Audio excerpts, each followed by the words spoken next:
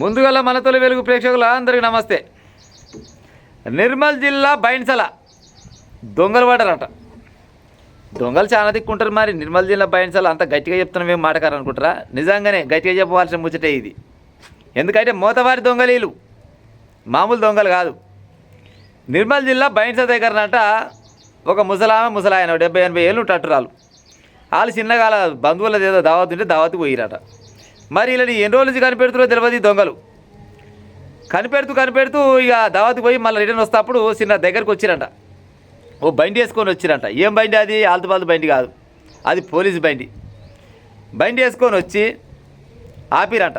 అంటే స్టిక్కర్ బిక్కరింగ్ అన్నీ వేసుకొని పెట్టుకురాలి. కానీ పోలీసు వాళ్ళు ఎక్కువసరికి ఏమో పోలీసు వాళ్ళు వచ్చిరనుకుని, ఏం సార్ మా దగ్గరికి వచ్చిరంటే, పెద్ద మనిషి, ఓ పెద్దయా మీరిద్దరు బంగారం గింతగానం బంగారం వేసుకొని పోతురు.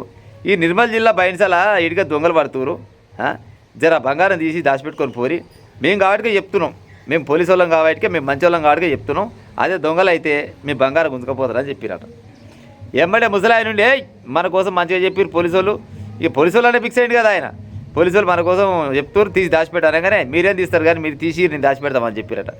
ఇక ఎవరైనా కానీ పోలీసు వాళ్ళు అనగానే మన అనుకుంటారు కదా, పోలీసు అంటేనే మన అనుకుంటారు ఈ కాలాన. ఒకప్పుడే వేరే ఉండే, కానీ ఇప్పుడైతే పోలీసు అనగానే ఒక గౌరవం ఉంటుంది. తీసి ఎదురు పెట్టగానే ఆయన కవర్లో మడత పెట్టినట్టు కవర్లో మడత పెట్టి, ఇక మరి ఆ ముసలిళ్ళకి ఏమో 2-3 ఉన్నట్టు మరి ఏముచ్చట్లా పెట్టి ఏం కథనో, బంగారం ఉన్న కవర్ ఏమో వీళ్ళ జేబులో పెట్టుకోరు, డూప్లికేట్ ఉన్నదేమో వాళ్ళ చేతిలో పెట్టారు. పెట్టి అన్నారట, మళ్ళీ బయటకు తీయకూడదు, దీన్ని ఇక్కడ ఎవ్వరు తీసినా గుంజుకుంటారు, సప్పుడు చేయక ఇంటికి పోయినాక పెట్టుకోరు, అప్పటిదాకా బయట తీయకూడదు అని చెప్పారట.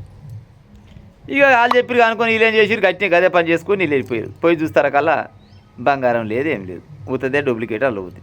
ఇంకో దొంగలు గట్ట తయారయ్యారు. పోలీసు వాళ్ళ వేషాలు వేసుకొని ఏమి దొంగతనాలకు పాల్పడారంటే, ఇక పోలీసు వాళ్ళకి మళ్ళీ పోలీసు వాళ్ళకి అడగపోయారట. పోలీస్ సార్ చెప్తాడు, వీడియో వస్తా చూడురే, పోలీస్ సార్ క్లియర్గా చెప్తుండు ఎట్టెట్ట దొంగతనం జరిగింది, ఏం కథ అనేది. ఓ అమలక్కలు జర్రా, ఈ కాలం ఇది అసలే బద్మాషి కాలం ఇది. అంటే కాలం మంచిదే కానీ జనాలు బద్మాషులు అయ్యారు చాలామంది. మన నీడను కూడా మనం నమ్మొద్దు. దొంగోనికి చెప్పులే పాయిదంట. ఎందుకంటే చెప్పులు కూడా అని కావు కదా, దొంగోనికి చెప్పులే పాయిద. అసోంటిది 2-3 తులాల గొలుసు దొరికిందంటే తులానికి ₹1,00,000. దాని కూలి బీలు చూసుకురా తులం మీద ఏమో 1,10,000 దాకా అవుతాయి. అసోంటిది ఉత్త పుణ్యానికి 3-4 తులాల చేయను పుస్తలతాడు ఉన్నట్టుంది. ఇక చూడు ఆయన పూలు పుట్టికల పడ్డట్టు నేను పాడైపోను. ఇక పోలీసు వాళ్ళు ఆయన గురించి ఎదుగుతారు. కానీ ఇక అటు దొరకడో కానీ బంగారం విషయం కానీ ఏ విషయమైనా కానీ కొత్తోళ్ళు వచ్చి ఏదైనా చెప్తే ఎవ్వరి మాట నమ్మకూరి. ఎందుకంటే ఈ కాలంలో ఎవ్వరిని నమ్మకాలం లేదు. ఇవి ఉంటాం మరిగా.